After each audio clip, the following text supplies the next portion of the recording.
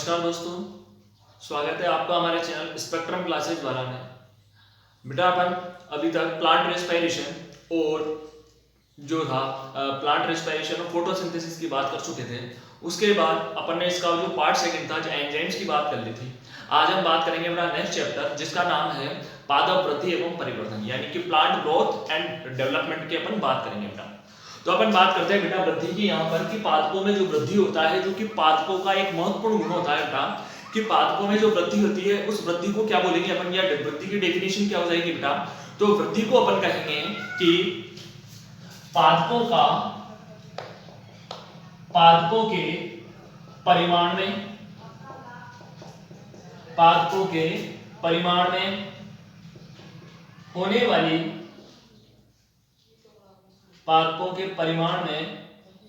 होने वाली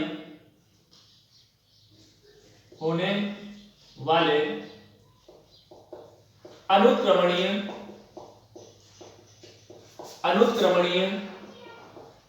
परिवर्तन क्या कहलाते हैं बेटा।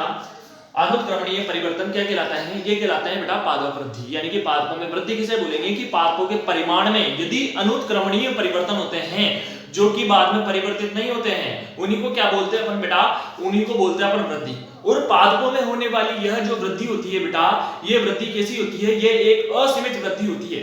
जबकि अपन अन्य जंतुओं की बात करें तो जितने भी प्रकार के जंतु पाए जाएंगे उन सभी जंतुओं में होने वाली जो वृद्धि होती है वो वृद्धि कैसी होती है बेटा, सीमित वृद्धि होती है। ठीक है, जैसे कि अपन मनुष्य की बात करें या अन्य जानवरों की बात करें, उनमें जो वृद्धि होती है शरीर में वो एक निश्चित आयु तक रहती है। ठीक है, और उस निश्चित आयु के बाद में उनमें वृद्धि होना, उनके शरीर में वृद्धि होना क्या हो जाती है बेटा, कम हो जाती है और अंततः वो वृद्धि जो हो जाती है स्थायी हो जाती है, यानी कि रुक जाती है। जबकि अपन पादपों में बात करें कि पादपों में जो वृद्धि होता है वो वृद्धि पादपों का एक अभिलाक्षणिक गुण होता है। और पादपों में यह जो वृद्धि होती है यह वृद्धि एक असीमित वृद्धि होती है, यानी कि जीवन पर्यंत में वृद्धि होती रहती है। और पादपों में इस वृद्धि का आकलन अपन पादपों की लंबाई में वृद्धि है ना, पादपों के क्षेत्रफल में वृद्धि, उनके पत्तियों की क्षेत्रफल में वृद्धि, ठीक है, या उनके जो शुष्क भार होता है उस शुष्क भार में वृद्धि और रेखीय रूप में होने वाली वृद्धि के आधार पर अपन देख सकते हैं। तो बेटा आगे देखेंगे अपन पादप की वृद्धि में। तो पादपों की वृद्धि में अपन बात करते हैं बेटा कि वृद्धि दर का जो मापन किया जाता है, वृद्धि दर का पादपों में जो मापन किया जाता है वो मापन किस बेस पे किया जाता है कि पादप के जो अंग हैं उन अंगों के आकार में यदि वृद्धि होती है, पादप के रंग, जड़, तना और पत्ती, किस किस में बेटा, पादपों में पाए जाने वाले जड़, तना और पर्ण जो होती है, यदि इन पादप अंगों के आकार में वृद्धि होती है तो इसे भी अपन क्या बोलेंगे, इस प्रकार से अपन इनको देख करके पादपों में वृद्धि का आकलन कर सकते हैं। यदि पादपों के क्षेत्रफल में वृद्धि होती है, ऑब्वियसली बात है कि यदि क्या होगा बेटा कि पादप अंगों का आकार बढ़ेगा तो उसका क्या बढ़ जाएगा बेटा, क्षेत्रफल भी बढ़ेगा। तो क्षेत्रफल का आकलन करके अपन पादप वृद्धि दर का मापन कर सकते हैं। इसके अलावा पादपों के शुष्क भार में जो वृद्धि होती है वो वृद्धि भी क्या कर सकती है बेटा, वृद्धि दर को बताती है। और रेखीय माप, पादपों का जो रेखीय मापन रहेगा उस रेखीय मापन के द्वारा भी अपन पादपों में वृद्धि को देख सकते हैं।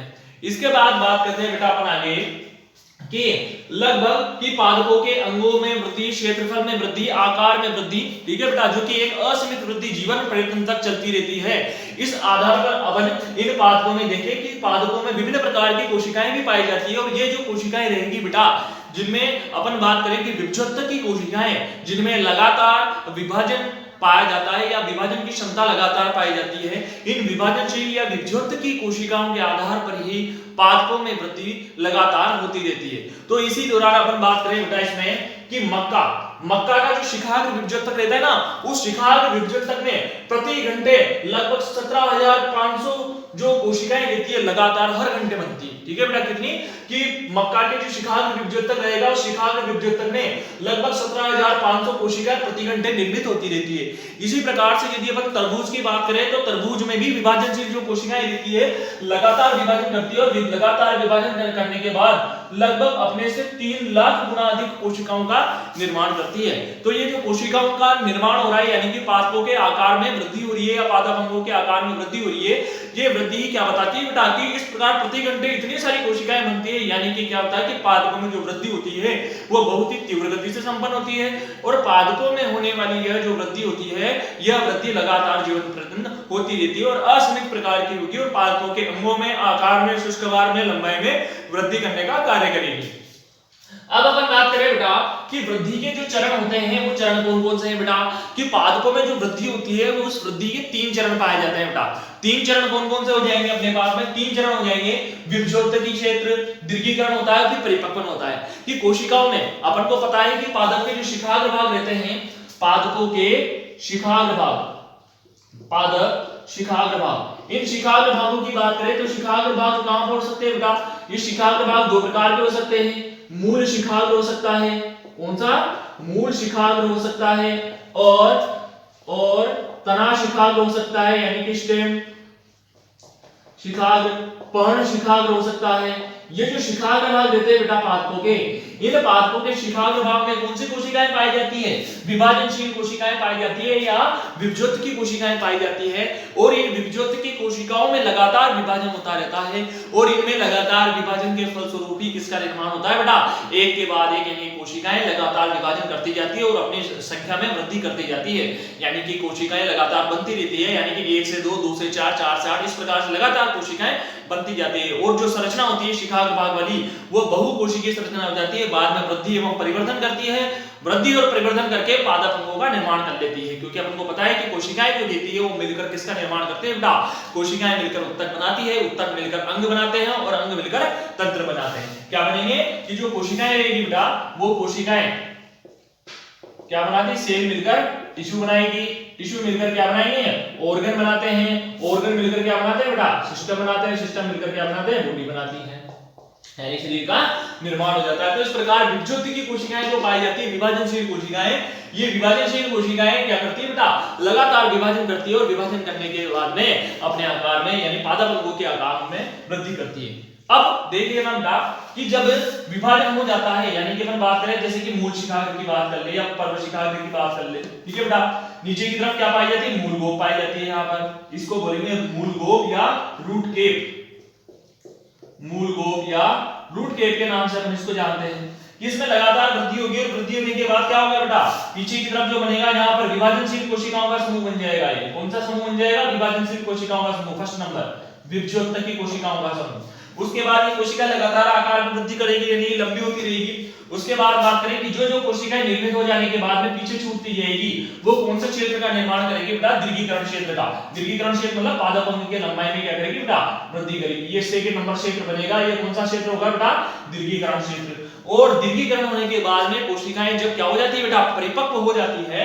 तो परिपक्व होने के बाद में कौन से क्षेत्र का निर्माण कर लेती है बेटा? परिपक्वन क्षेत्र का। यानी कि ये इस प्रकार से यहाँ पर क्या बन जाएगा बेटा? ये बन जाता है परिपक्वन क्षेत्र, थर्ड नंबर, ठीक है? और जैसे ही परिपक्वन क्षेत्र का निर्माण होता है तो ये परिपक्वन क्षेत्र क्या करता है बेटा? यानी कोशिकाओं के समूह में परिवर्तन होता है, विभेदन की क्रिया होती है परिपक्वन अवस्था में, और विभेदन की क्रिया के फलस्वरूप पादप अंगों का निर्माण हो जाता है, ठीक है बेटा? तो 3 अवस्थाएं पाई जाती है वृद्धि के चरण में: विभज्योत की अवस्था, दीर्घीकरण अवस्था और परिपक्वन अवस्था, ठीक है बेटा? तो अपन बात करें विभज्योत की अवस्था, दीर्घीकरण अवस्था और परिपक्वन अवस्था के बाद किसका निर्माण होता है बेटा? यानी कि पादप अंगों का निर्माण हो जाता है। अब अपन बात करते हैं आगे कि जो वृद्धि दर होती है बेटा, इस वृद्धि दर को 2 रूपों में अपन स्पष्ट कर सकते हैं। 2 रूप कौन कौन से होते हैं? एक तो होती है बेटा पादपों में अंकगणितीय वृद्धि पाई जाती है। कौन सी वृद्धि पाई जाती है बेटा? अंकगणितीय वृद्धि। और एक पाई जाती है पादपों में ज्यामितीय वृद्धि। एक पाई जाएगी ज्यामितीय वृद्धि। अंकगणितीय वृद्धि की बात करें बेटा तो अंकगणितीय वृद्धि कब होती है? जब कोशिकाओं में समसूत्री विभाजन होता है। जब कोशिकाओं में समसूत्री विभाजन होता है तो 1 से 2, 2 से 4 इस प्रकार से एक ही कोशिका लगातार विभाजन द्वारा पादप अंगों के निर्माण में वृद्धि का कार्य करती है। और इसको एक समीकरण द्वारा प्रदर्शित किया जा सकता है। वो समीकरण क्या होती है बेटा? LT = L0 + RT। यहाँ पर LT क्या है बेटा? LT होता है समय के दौरान हुई वृद्धि, किसी भी समय के दौरान पादप भागों में हुई वृद्धि। L0 क्या है? प्रारंभिक समय की वृद्धि। क्या मानेंगे? L0 प्रारंभिक समय की वृद्धि। R मानेंगे प्रति इकाई समय में वृद्धि। प्रति इकाई समय में होने वाली वृद्धि को अपन किससे? R से निरूपित करेंगे और यहाँ पर T क्या हो जाएगा? समय हो जाएगा। यदि अपन अंकगणितीय वृद्धि को अपन निरूपित करें किसी ग्राफ के द्वारा तो इसका जो ग्राफ प्राप्त होता है, ग्राफ वो एक अपन को सीधी रेखा में प्राप्त होता है। ग्राफ क्या होता है बेटा? एक सीधी रेखा में अपन को ग्राफ प्राप्त होता है। ये ग्राफ निरूपित करता है समय के सापेक्ष पादपों की वृद्धि में। तो पादपों की जो वृद्धि होती है, पादपों की लंबाई में जो वृद्धि होती है समय के साथ साथ, जैसे जैसे समय बढ़ता है वैसे वैसे पादपों की लंबाई में भी वृद्धि होती जाती है, और इसका जो ग्राफ प्राप्त होता है वो ग्राफ कैसा प्राप्त होता है बेटा, एक सीधी रेखा में वो प्राप्त होता है। इसी प्रकार अपन बात करें ज्यामितीय वृद्धि की, तो पादपों में ज्यामितीय जो वृद्धि होती है उसको एक समीकरण के द्वारा निरूपित कर सकते हैं, और ये ज्यामितीय वृद्धि प्रदर्शित करती है पादपों में अर्धसूत्री विभाजन को। और अर्धसूत्री विभाजन जब भी होता है पादपों में यानी कि मियोसिस, तो पादपों में जब भी एक कोशिका विभाजन करती है तो अपने से 2 गुनी कोशिकाओं का निर्माण करती है। कितनी कोशिकाएं बेटा, 2 गुनी कोशिकाओं का निर्माण करेगी ये। और जब 2 गुनी कोशिकाएं निर्मित हो जाती है तो इसको क्या बोल सकते हैं अपन, ज्यामितीय वृद्धि बोलेंगे। इसको अपन निरूपित कर सकते हैं एक समीकरण द्वारा जिसका नाम है W1 = W0 ERT।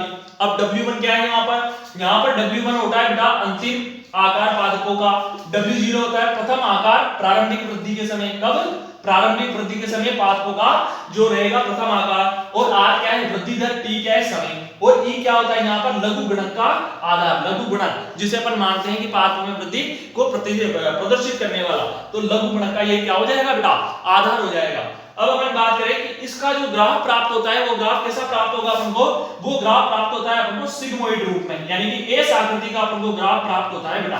कौन सी आकृति का, एस आकृति का, यानी कि अपन ज्यामितीय वृद्धि देखिए पादपों में, तो ज्यामितीय वृद्धि जो रहती है बेटा सिग्मोइड वृद्धि वक्र के रूप में प्राप्त होती है इसका ग्राफ। इसमें जो प्रारंभिक वृद्धि रहती है वो बहुत ही धीमी गति से होती है, प्रारंभिक वृद्धि धीमी गति से होती है,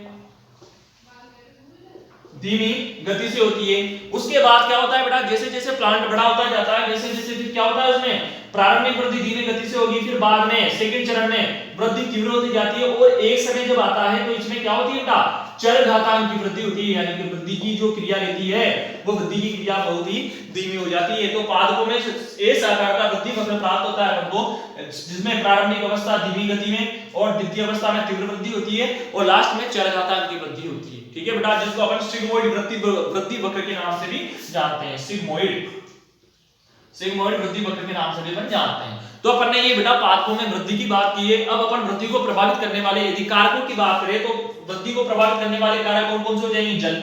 यदि पादपों को पर्याप्त मात्रा में जल नहीं मिलता है तो पादप वृद्धि प्रदर्शित नहीं करते हैं या पादपों की वृद्धि प्रभावित होती है।